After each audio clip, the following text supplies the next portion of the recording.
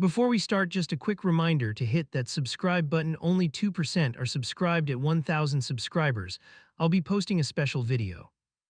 His phone buzzed on the table and he snatched it. My name is Claire and I was 32 that night. The screen flashed a preview before his thumb killed the light. I caught 5 words and they did not belong there. Can't stop thinking about you, that was the exact sentence. Not from my number, not from anyone I knew. His hand trembled the tiniest bit as he flipped it over. He forced a smile and kept chewing like nothing happened. His eyes stayed somewhere else and I felt my stomach drop. "Who is that?" I asked and tried to sound casual. He wiped his mouth and shrugged like it was boring. "Student from my advanced seminar, she sends draft questions sometimes." The answer came too fast and too smooth for real confusion. I laughed a little for show and my cheeks burned hot. Later I told myself I overreacted and dinner was just tense. In that moment, though, I sat there counting my breaths. He talked about grading and committees and I nodded on autopilot. Every sound kept fading behind those 5 words hanging in my mind. If you have ever tried to swallow suspicion, you know the taste. He left the phone face down near his glass and kept talking. He nudged the phone closer to his lap like it might run away. I asked about that seminar and which year they were in. He gave me dates and topics, and absolutely nothing about the actual people. It sounded like a script he practiced alone in his car before dinner. After we cleared the plates, he offered to handle the dishes. Except he dried his hands fast and checked his phone first thing. His thumb flew across the screen and his jaw tightened, then relaxed. He noticed me watching and he gave that tiny tired grin again. "Everything okay?" I asked, still trying to sound like a normal wife. "Just burnout week," he said and tossed a towel over his shoulder. "Students are freaking out over grades, you know how it goes." He added a quick eye roll and a half laugh for effect. I wanted to believe him, and honestly part of me still did. The other part started building a case without my permission or control. Hours later our bedroom felt too small while he snored like nothing changed. I lay there counting cracks in the ceiling and replaying those 5 words. "Can't stop thinking about you," it looped over his breathing. Every time I almost fell asleep, my brain shoved the preview back. Around midnight I knew I would either explode or open that phone. Look, I am not proud of what I did next at all. Earlier that year we set passcodes together, smiling about how stable we were. Now my hand hovered over his screen and I felt like a thief. I told myself it was about safety, not jealousy, which was a lie. Still, that lie was enough to make my thumb move. The phone unlocked on the first try and my heart dropped straight through. His home screen looked perfectly normal and for a second I relaxed. Then I tapped the messages icon and the list hit me like a wall. Names I recognized stacked on top and one I had never seen before. Her name sat third from the top and my thumb shook, hovering. I opened the thread and the first thing I saw was a selfie. She smiled wide at the camera, chin tilted, hand on her backpack strap. Under it, her last message still waited without a reply from him. "Can't stop thinking about you since office hours today, full stop." My throat closed and I scrolled up because my brain wanted context. At first it almost looked harmless, just questions about assignments and deadlines. He answered politely, told her where to submit, told her to breathe. Then jokes appeared about long lectures and their shared hatred for faculty meetings. He wrote that she was his favorite brain in the room. She sent laughing emojis and little hearts and my chest pressed tighter. Scrolling turned into digging and every new line pushed me a bit further. He told her she made his week brighter and office hours less miserable. She told him he was the only professor who actually saw her. 2 weeks earlier he wrote that he kept replaying their coffee chat. My fingers went numb because that was not logistical support anymore. Near the middle of the thread, one message sat like a landmine. I read it once, then again, because my brain refused the words. "I think about you even when I am home with my wife." No emojis, no jokes, just that plain admission sitting in blue. I looked over at his sleeping face and for a second I hated him. Right under it, her answer waited, bright and eager enough. "I want you too, but I know we should not," she wrote. I swear I felt something in my chest actually shift, like a joint popping. That was the first moment I knew this was not a crush. This was an affair in slow motion and I was already too late. I locked the phone, wiped my face, and lay rigid beside him. He breathed deep and even, like a man who knew he was loved. I stared into the dark until morning, convincing myself I could still fix it. Back then I thought the worst part was those messages on ASC. Rien. I had no idea that seeing words would be the easiest pain. The next morning I typed her name into the university site. My fingers shook so hard I hit 3 wrong keys before it worked. Her profile popped up with a smiling photo and a short bio. I stared at that face and tried to imagine him reading her messages. I clicked through every public link like a complete creep. Clubs, projects, speeches, all the places he could bump into her. There were photos from events where he was somewhere in the background. I zoomed in on his blurred figure and felt ridiculous and furious. I wanted proof in real life, not just on a screen. So I opened his shared calendar and checked his teaching schedule. One class started in less than an hour on the main campus. My heart pounded as I grabbed my keys and told myself this was normal. On the drive, my brain ran wild while my hands stayed steady. I rehearsed casual excuses that sounded thin even inside my own head. Dropping lunch, surprise visit, asking about a home project, nothing felt sane. I kept going anyway because staying home felt worse than stalking him. The parking lot looked almost full when I pulled in fast. I found a spot near the faculty building and sat there breathing. Students walked past in groups laughing and checking their phones and lives. I watched every young woman like she might already know my private nightmare. I followed the signs to his department and forced my legs forward. His last name was printed on the door with the course title underneath. I read that title 3 times until the letters stopped blurring. Voices carried down the hall and every sound made me flinch harder. I slipped into the classroom a few minutes before start time. I picked a seat in the back against the wall for cover. A few students glanced at me, then went back to their screens. To them, I was just another adult intruding where I did not belong. He walked in from the side and the noise dropped a little. His shoulders were tense in a way I had missed at home. He looked around the room, taking attendance with quick practice glances. His eyes passed over me without a flicker, and that almost hurt more. He started the lecture, and the room settled into that boring rhythm. I barely heard him because I was counting faces at the same time. Every time the door opened late, I felt my stomach clench hard. I wanted her to be absent, and I wanted her to appear. Halfway through, she rushed in with a notebook pressed to her chest. I knew her instantly from the photos I stalked that morning. She whispered a quiet apology as she found an empty seat. He paused for a heartbeat, then continued, yet something changed in his tone. He did not call her name, but his gaze kept drifting. When someone volunteered an answer, he looked right at her first. She smiled at his jokes louder than anyone near her row. None of that proves anything by itself, but you feel it anyway. At one point, he asked a question and waited for the room. She raised her hand and his whole face seemed to pull toward her. He leaned on the desk and listened like nothing else existed. I watched that focus and realized I had never seen it on me.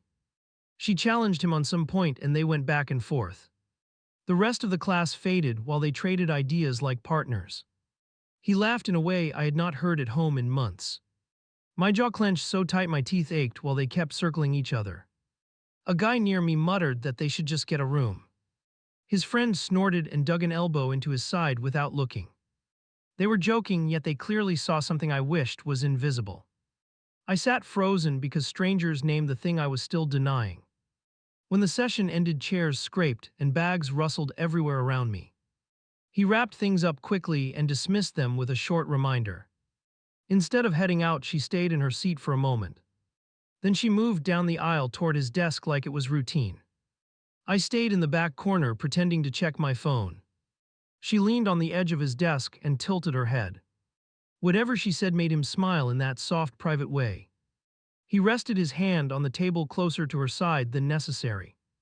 They talked low and fast while students filed out around them. She touched his forearm once when she laughed at something. He did not pull back, he actually shifted closer by a fraction. That tiny movement hit me harder than the words I read last night. When the room finally emptied, they were still there facing each other. He glanced toward the door and his eyes swept over the back row. For a second I thought he noticed me and my throat locked. Then he looked past as if I were just another empty chair. I left before they finished because my legs started to shake. In the hall I pressed my palm flat against the cool wall. Students brushed by without a clue as I tried not to crumble. All I knew was that I had to hear them. Lone next time. I reached the hallway before class ended and picked my hiding place. There was a small storage nook near his office with the door cracked. From there, I could see the corridor and part of his doorway. I told myself I would leave if it felt wrong and stayed anyway. The last minutes dragged while I listened to his voice through the wall. Every time the students laughed, my fingers clenched tighter around my phone. I watched the clock on the far wall and counted down under my breath. I thought I was ready to hear them without a screen between us.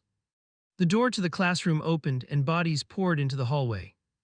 Backpacks scraped the walls and conversations exploded all around my little corner.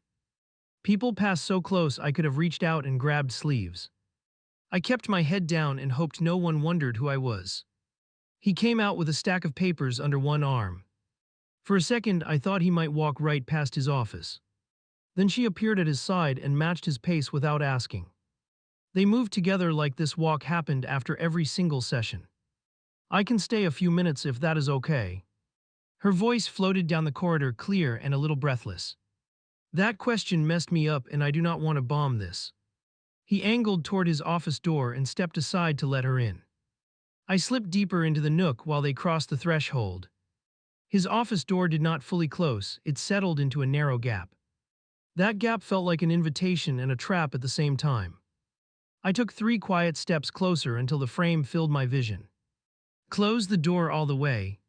Her tone had shifted, softer now, almost playful under the words. He did not move for a beat and the silence stretched tight. Then the hinge creaked a little more but stopped before it clicked shut. That is as far as it goes. His voice sounded tired and too gentle, not firm like a boundary. I have another meeting soon, so we need to keep this short. My pulse thudded in my ears and blurred the next few sounds. Keep what short? I caught her laugh, quick and nervous, like she did not believe him. You are the one who asked me to stay after everyone left. A chair scraped the floor and something thumped against the wall. I wanted to check in on your project. He cleared his throat and tried for the professional tone again. You looked distracted during discussion, and that is not like you. Even from the hallway, I could hear the way he stressed you. I was distracted because you would not look at me today. Her words landed slow, like she weighed each syllable before dropping it. You barely glanced over here unless I pushed you with a question. There was no joking now, just a raw edge I had never heard. I am trying to create some distance for both our sakes. There it was, plain, the thing I had only seen between lines before. It has been getting too intense, and that is not fair to you. The door rattled slightly, like he had leaned against it with his weight. Not fair to me. She let out a sharp, incredulous sound, almost like a barked laugh.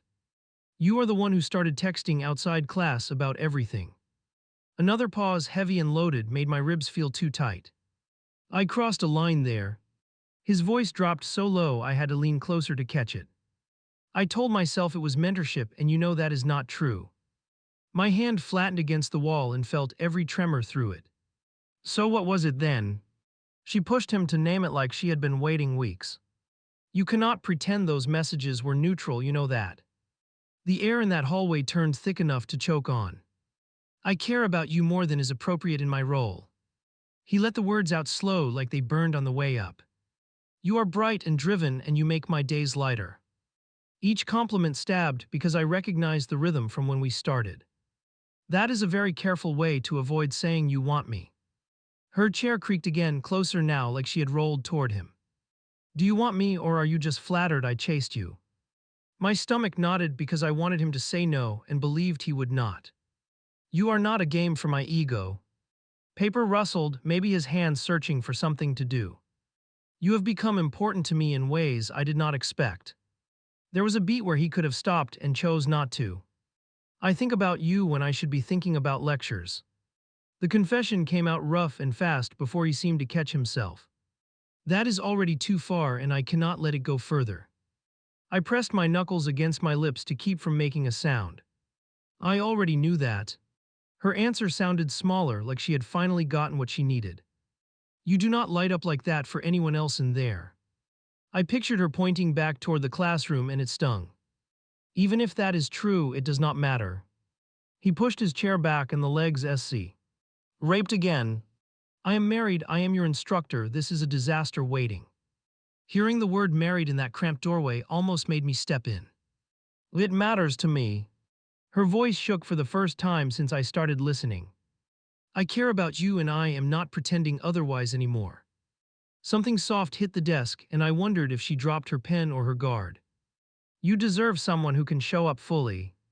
The sentence came out weary like he already saw the fallout. I cannot give you that and keep my job and my life. He did not say he wanted his life the way it was though. That sounds like you are asking me to disappear. She gave a short bitter laugh that never reached amusement. You pull me close with all that attention then slam the door. I winced because on some level I knew exactly what she meant. I am asking you to focus on graduating and building your future. He moved again, footsteps pacing a tight path on the other side. I will support you in the classroom and nowhere else from now on. He tried to rebuild the wall he had just admitted tearing down. I can wait. The words came so quietly I almost thought I imagined them. I am not asking you to leave your wife today or tomorrow. Today hit harder than wife did and I hated that. You should not wait for me. He sounded older in that moment than he ever did at home. You will meet people closer to your age who can love you openly. I wanted to believe he meant that more than anything else. That is your problem. She gave a tiny snort, stubborn and wounded at once. I already love you and you already know it, so here we are. My throat tightened because there was no misreading that declaration. Chairs slid again and their steps moved toward the door. In a rush, I darted back to the nook and forced my face neutral.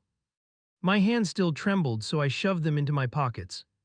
I had seconds to switch from eavesdropper to clueless supportive spouse. The office door opened and she walked out first, eyes bright. She almost bumped into me and stopped short with a startled gasp. I am sorry. I pulled a smile from somewhere and clung to it. No worries. I stepped aside and pretended this hallway meant nothing at all. She glanced from my face to the office behind me in one quick move. Something in her expression shifted like a puzzle piece finally clicking. He appeared in the doorway a moment later, breathing a little uneven. Hey, I did not know you were coming by today. He wiped his palms on his slacks as if they were damp. My skin prickled because I had never seen him look that rattled at work. I was nearby and thought I would grab you for lunch. I lifted a takeout bag I bought purely for this cover. Timing worked out right. I kept my tone light while my eyes searched his. Yeah, lucky timing. His gaze flicked down the hall where she had disappeared. Then he straightened his shoulders like he remembered there were witnesses. Let me lock up and we can go. I watched him turn off the light and close the office. The same door that had just held his half-confession and her full one. Walking beside him toward the exit felt like crossing an invisible line. I stayed quiet because opening my mouth meant everything would finally blow. I slid the deadbolt before he could head down the hallway. The click snapped behind him and he glanced back with a frown. Everything okay? He tugged at his tie like it was suddenly too tight. We're not walking away from this tonight. I stayed in front of the door so he had to face me. My phone was in my hand, already open to the photos. His eyes dropped to it once and his shoulders twitched like a flinch. What is this supposed to be about? He tried to move toward the kitchen like this was a normal evening. I stepped sideways and blocked him again with one firm shift. I heard you in your office earlier and I am done pretending. The color drained from his face so fast it almost looked fake. He pinched the bridge of his nose and took a slow breath. Tell me exactly what you think you heard. That careful tone meant he was building a defense while we stood there. I listened while you told her you cared in ways you should not. My voice shook but the words came out sharp enough. I watched you walk her into your office after class again. I held his stare and waited for the usual easy explanation. He opened his mouth, shut it, then latched onto the safest angle. You followed me to work now. He let out an ugly short laugh that never reached his eyes. Do you hear how extreme that sounds? Do you hear yourself asking a student not to wait for you? I lifted the phone and let the screen light between us. I am not interested in your outrage performance. My thumb flicked to the first screenshot and his jaw tightened. He reached for the phone and stopped halfway, hand hanging useless. You went through my messages. The words came out low. more shocked than angry at first. I almost laughed because that was the part that stunned him. You are worried about my privacy breach, not your content. My thumb slid across the images one by one. Text bubbles stacked up with late-night timestamps and stupid little hearts. He watched each frame like someone watching their own accident in slow replay. That conversation was completely inappropriate, and I already told her that. He rubbed his forehead hard like he could scrub the day away. I have been trying to pull back, that is what you overheard. He seized that one fragment like it cleared the rest. You are not the victim of your own flirting. I zoomed in on one picture where he admitted thinking of her. You wrote this from our couch while I was in the next room. The shame on his face told me he remembered the exact night. You are blowing this out of proportion. His voice jumped an octave, then dropped, unstable and raw. It never got physical, not once, and I kept every meeting public. He spread his hands like he was presenting evidence for a jury. I actually barked a laugh at that, short and disbelieving. Congratulations, you did not kiss your student in the hallway. I took a step closer until he had to look straight at me. You still carried an emotional affair through half a semester. He blinked fast and his eyes started to shine. I never set out to cross that line with anyone. He pressed his back against the wall like the room had shrunk. It started with school panic and turned into something I could not control. There it is. I heard my own voice go quiet, almost conversational. You are telling me feelings just showed up and took your hands. I shook my head because even then he was dodging responsibility. I am telling you I felt seen in a way I have not in years. The words burst out and he instantly regretted the phrasing. He watched my reaction like he wished he could grab them back. That sounds cruel, I know, but I promise to be honest.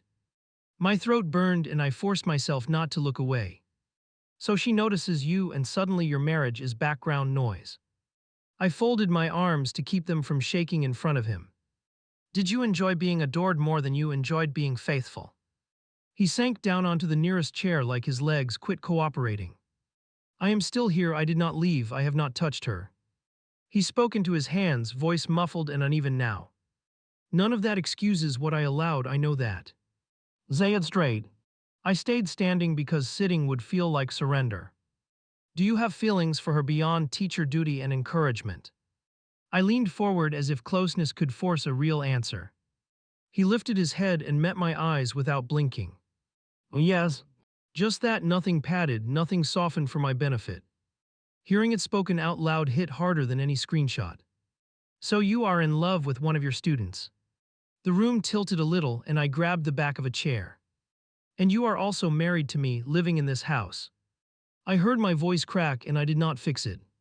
I love you. He pushed to his feet again, eyes wet, chest heaving. That has never stopped being true, even while I fell into this. He moved toward me, hands out as if touch could steady us. I stepped back and his face crumpled at the distance. You do not get to throw that word around like a bandage. My heart pounded so loud it felt like it filled the room. You loved me while you typed out late-night confessions to her. She came to me scared about flunking out, and I responded as a mentor. He paced a small, jagged path in front of the door. Then our talks shifted without me noticing the exact moment. He sounded desperate to paint it as something that just unfolded. You noticed enough to hide the messages and stare at her in class. Images from the lecture hall flashed behind my eyes like jump cuts. You noticed enough to worry about your job while still texting her. My nails dug into my palms while I pushed each point. He stopped pacing and looked straight at me, mouth trembling. If this goes to the department, my career is over, you know that. He swallowed hard and his next words came out hoarse and small. I am begging you, do not destroy everything over something that never turned physical. There it was, the real fear laid out between us on the floor. He was more terrified of hearings and scandals than of losing me. You are asking me to protect you from consequences you built brick by brick. I could taste how unfair it would feel years later if I agreed. I am asking for a chance to repair what I shattered here. He pointed at the space between us like it was a broken object. I will cut contact outside class, transfer her section, whatever it takes. His voice shook but his eyes burned with plain survival instinct. And her? The question slipped out before I could filter it. What happens to? her while you scramble to save your reputation. I pictured that girl sitting in a classroom, suddenly iced out without explanation. She will be fine, she is young, she will move on. He dragged a hand through his hair until it stood wild. Losing my position would not only wreck us, it would wreck her transcript. He was already rearranging events into a story where silence helped everyone. I hated him in that moment and still understood the panic. That is the ugly part I wrestle with even now. I was holding a grenade that could blow up multiple lives at once. Any decision I made would brand me as either complicit or ruthless. I need the truth from you, all of it, not spin. My voice dropped, steady now in a way that scared both of us. Have you promised her anything beyond what I heard through that doorway? I studied every twitch in his face while I waited. No future plans, no secret dates, nothing like that. He answered fast, and for once it felt genuine, not polished. We never went off campus together, we never even hugged. I saw real shame there, not just fear of fallout. Do you want to be with her if there were no rules? The silence after that question felt long enough to live inside. He closed his eyes and exhaled like the floor might open under him. I do not know anymore, that is the problem. That answer sliced cleaner than a simple yes or no. He was lost enough that he could not pick a direction. I realized I was not fighting a clear villain but a coward in free fall. Somehow that made the choice in front of me even heavier. I lowered the phone and turned off the screen with a tap. I am not deciding what to do tonight, I would say something I regret. The rage in my chest cooled into something colder and sharper. He watched me like a man waiting to hear his sentence announced. You are sleeping in the guest room and there will be no contact with her tomorrow. The words came out crisp, leaving no room for negotiation. If I find a single new message, this goes straight to your department. His shoulders slumped as the reality of that line finally landed. He nodded once, silent, then walked past me toward the hallway. For the first time since we married, I did not reach out as he passed. The space between our bodies felt like a canyon I might never cross again. I stood by the locked door and realized this was only the opening round. Her text popped up before my alarm even finished buzzing. Unknown number, short message, my heart started pounding anyway. I saw his name in the first line and froze. Then I read the rest and sat up fast. I think you're his wife, I need to talk to you. No greeting, no emoji, just that one blunt line. Underneath it another bubble appeared while I still stared. I'm his student, please don't block this, I'm freaking out. I knew exactly who it was without seeing her profile photo. My fingers hovered over the keyboard while my brain spun. If I ignored her, I stayed blind to half the story. If I answered, I stepped into a triangle I never wanted. Who gave you my number? I typed that out and deleted it twice. Finally, I went for the thing I actually needed. Where are you asking to meet? Her reply came almost instantly, like she was clutching the phone. She named a coffee place near campus, then added one more line. I swear I'm not trying to trap you, I just feel sick. I stared at that word and felt a twisted sense of agreement. 30 minutes. That was all I wrote back because anything else felt unstable. I swung my legs out of bed and grabbed the closest clothes. Every motion felt automatic while my head raced ahead to the table. He walked into the kitchen while I was pouring cereal I would not eat. His hair stuck up on one side, eyes heavy from zero real sleep. Rough night. He reached for the coffee pot and watched me over the rim. I'm going out for a bit. I kept my back to the counter so he could not read my face. Need to clear my head before I decide anything. That part was true, which made the lie easier to swallow. Do you want me to skip class and stay home? He set his mug down harder than he meant to. I'll cancel office hours if that makes you feel safer.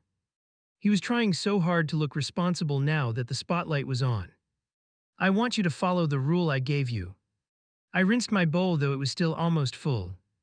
No contact with her today, none, let the dust settle. His jaw flexed once and he nodded without argument. On the drive over, I kept one eye on every notification. A small part of me expected him to break the rule immediately. Another part wondered if she had already told him about texting me. Nothing new came through from either of them, which almost felt worse. The place was half full when I walked in, quiet enough for damage. I picked a table where I could see the door and the sidewalk. My leg bounced under the chair and I pressed my heel down hard. Every person W. Ho walked in made my chest seize for a second. She arrived right on time, holding her phone like a lifeline. Without filters and angles, she looked younger and more nervous. She spotted me fast, eyes flicking to my hands for a ring. Then she approached with her shoulders tight but her chin up. Thank you for meeting me. She stopped short of the table like she was waiting for permission. I gestured at the chair across from me and she slid into it. Her fingers twisted the sleeve of her sweater until the fabric puckered. You texted my husband today. I went straight there because any soft opening would crumble fast. And you messaged me before sunrise, so which panic are we dealing with? Her mouth opened and closed twice before words showed up. I didn't text him after last night, I promised I wouldn't. She lifted her phone as if to prove it, then set it down. I heard enough through that crack in the door to know you were there. Her gaze met mine and there was no question in it.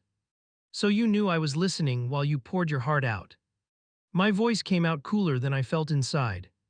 Interesting choice, continuing anyway. A flush crept up her neck and she swallowed. I thought if you were there, you deserved to hear it unfiltered. She let out a shaky breath and finally stopped wringing her sleeve. I figured you'd only heard his version until that moment. That stung because it was exactly right. What is your version? I laced my fingers together on the table to keep them steady. And please skip the flattery, I don't need you to make me feel better. Her eyes filled with something halfway between guilt and stubbornness. He noticed me when I started failing everything else. She blurted that out, then flinched at her own speed. I was drowning and he kept saying I was better than my grades. Her foot tapped under the table like she was trying to shake off the memory. That's what teachers are supposed to do. I heard the edge in my own tone and did not smooth it. Where did that supposedly helpful attention change into this mess? I watched her face for the moment she stopped protecting him. It changed when he started talking about his life, not my work. She pushed her phone aside like she was tired of holding it. He told me he felt invisible at home, that no one asked about his ideas. My stomach lurched because I recognized those complaints from old arguments. Well, I did ask.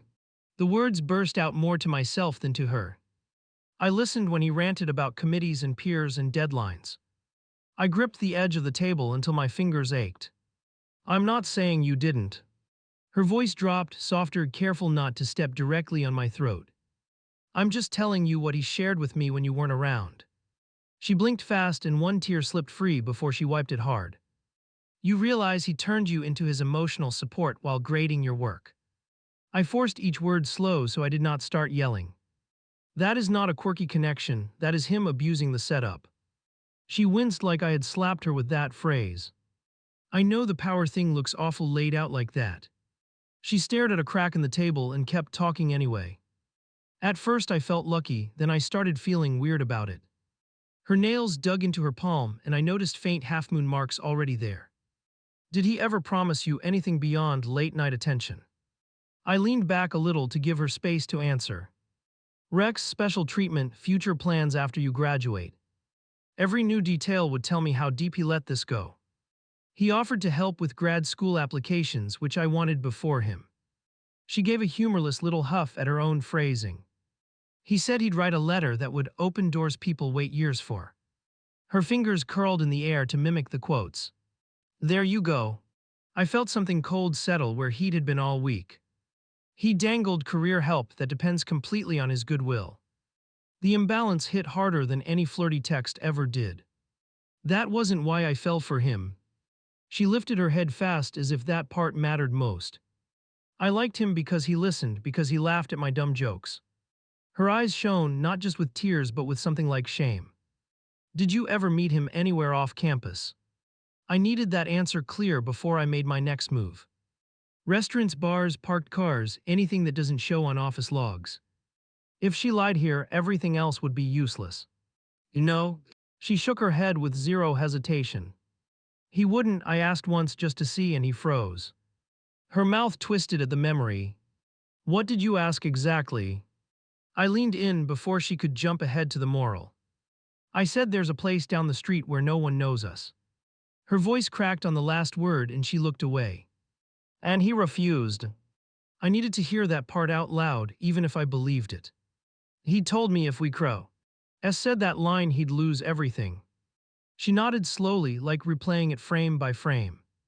He said he thought about it anyway, especially when he couldn't sleep.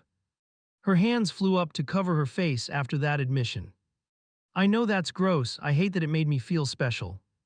Her shoulders shook once before she dragged in a steadying breath. Has he ever touched you in ways that weren't obviously accidental? I kept my tone flat even though my pulse hammered.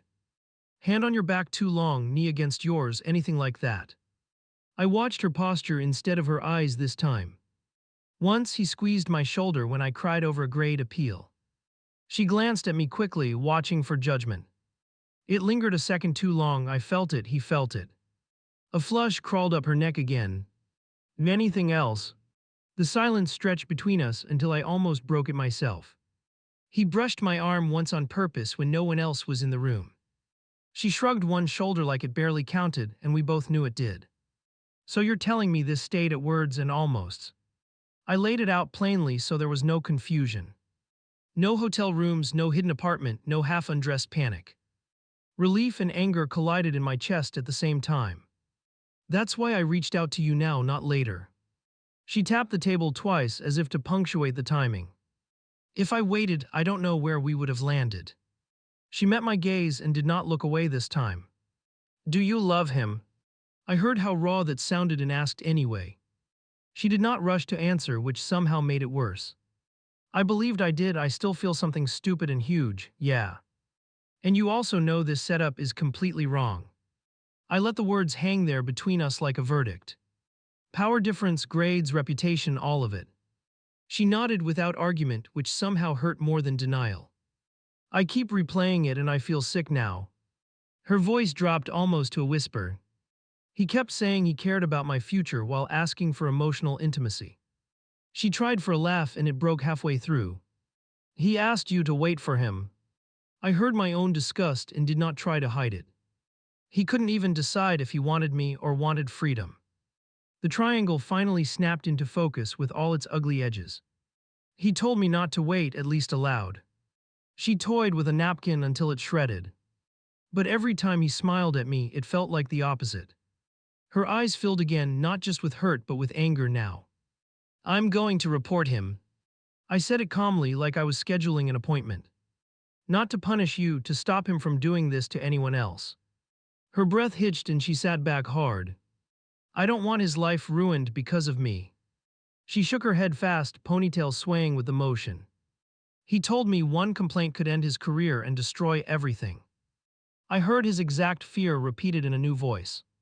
He ruined his own life when he blurred that line with you. I leaned forward so she could see I meant it. You didn't assign the work, you didn't hold the grade book. I paused until I was sure she was still listening. I can file something that centers his choices, not yours. I spoke slowly, shaping the plan as I voiced it. I can say I discovered inappropriate messages and boundary violations. I did not need to describe you in lurid detail to make it real. What happens to me if you do that? Her fingers stilled finally. I don't want my name dragged all over campus. She looked younger than ever in that moment. I can tell them I won't move forward unless they protect you. I chose each word like a step on cracked ice. If they want my cooperation, they shield your record as much as possible. Finally, I saw something like relief mix into her panic. Why would you protect me after what I did with him? Her question came out small and stunned. Most people in your place would go straight for my throat. She searched my face for some secret motive. Because someone in this situation needs to act like an adult. My voice came out tired instead of dramatic, and I meant it. He was paid to know better. I married him assuming he did.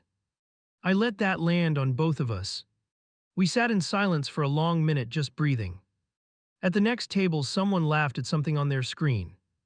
The sound felt like it belonged in a different universe.